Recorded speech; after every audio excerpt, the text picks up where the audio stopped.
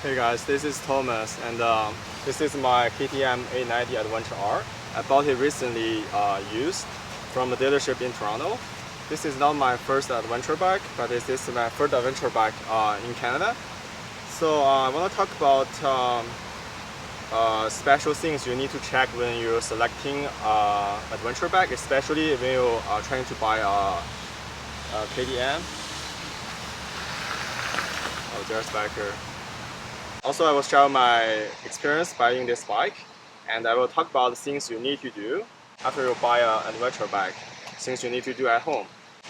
Okay, let's get started with the checklist. So, special thing about this bike is these bikes they have tech pack, which are softwares. You can check in the menu whether you have it all. Um, for these tech packs, there are few features like quick shifter, ready mode, MTC, things like that.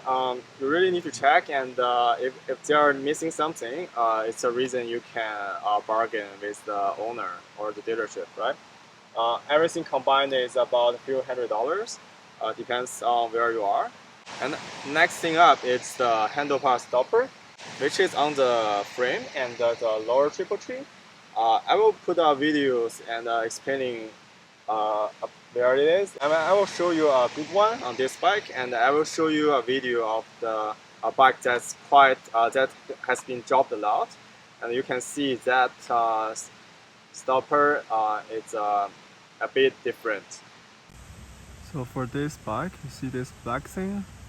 That's the part that's on the lower triple tree, and the orange part is the part that's the stopper on the frame. I'll close it up and you can see better.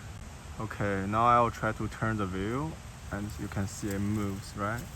Right. So at the end, oh, at the end, the black part will touch with the orange part, and on some bikes, when you slam it so hard, it will break.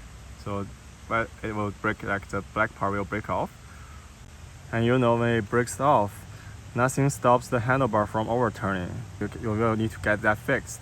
And also that indicates bad crash on this bike. Zoom in. Yeah, it's right there. So after the handlebar stoppers, I want to talk about the triple tree free play or the handlebar free play. Basically, when you turn the handlebar, does the wheel turn with the handlebar, or there is like a free play?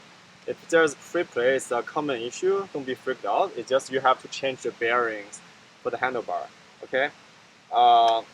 And also for these bikes, when you buy these bikes, especially this bike, basically you're buying like maybe a third of your money goes to the suspensions. Okay. So check out the suspensions. Hold on the front brake. Try to push the bike forward and back, and then compress the suspensions, and then just use your fingers to touch on the suspension, see if there's any oil leak. Okay, if there's an oil leak, it could be small, it could be big. First, it can be as simple as just clean the O-ring, or it can be big as like you have to rebuild the whole suspension. Okay, that's the checklist, and we move down to why I bought this bike. I bought this bike because of the fuel tank. I love this design. It's really unique. You only have this on the KTM, and what it does, it puts the center of gravity low, so it makes the bike handle better. If you ever play with one of those toys, it doesn't fall over. It's the same mechanism behind. Put your center of gravity low, and it will really help when you are doing off-road. For the bikes I have ridden before that has a big tank up above, it's very good when you're traveling on highway because it's easy to tip over when you turn. But when you're doing off-road, if your bike tips over too easily, it's really hard to handle. At least for me, it's hard to handle, and I believe that it's true for most normal motorcyclists. If you're not Chris Birch, you are one of us, I guess. Okay, I want to talk about my experience buying this bike. There are a couple things I want to touch on. People talk like, about like, you know, if you buy a new bike, you don't have to worry about like checking this and that.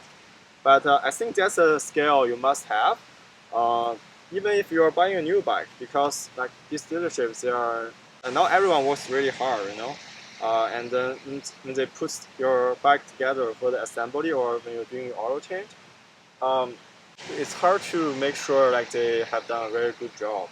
So you really need to know for yourself, even if you're buying a new bike. Of course, new bikes they tend to have less issue, but you know it's always good to know for sure, especially if you're going on, if you want to go on a adventure or like a long trip. You want to make sure for yourself that everything works perfect, right? My next topic is what you need to do after you buy these bikes. So first thing you should do, you should reset everything to default.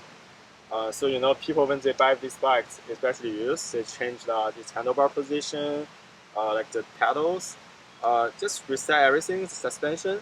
So you can start from like a default position and you know change the settings that suits yourself instead of like just leave it whatever it is. But it's also a very good time for you to know your bike and be familiar with all the tools you need to change stuff on change the settings on the bike.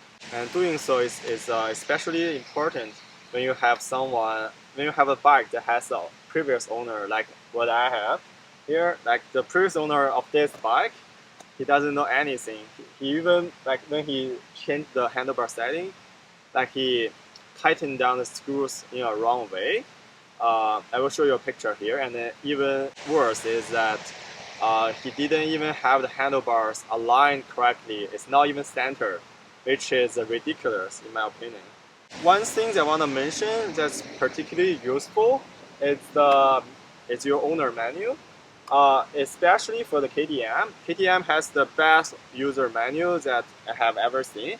Even if you have like Yamaha and other brand, I don't think any of them can compare to KTM's detailed user menu. It has everything you need, like the torque, how to disassemble things, assemble things. Even like even if you wanna like disassemble the engine, it will tell you how to do it, and it will tell you how to put it back together. So that's a big upside for having a KTM is that you know you have something to rely on for free, and it's all free. It's online. It's for free. If the bike has some issue, you know you can look up the user manual for it. That's pretty much it for today's video, and if you think it's helpful, please like, share. Also share your own tips on selecting used bikes in the comments. I will make videos about mods, gears, and also adventure. If you're interested in future videos, or if you wanna ride with me in Ontario, Canada, please subscribe and you know, shoot me a message. Alright, that's it. It's getting dark. I'll go home.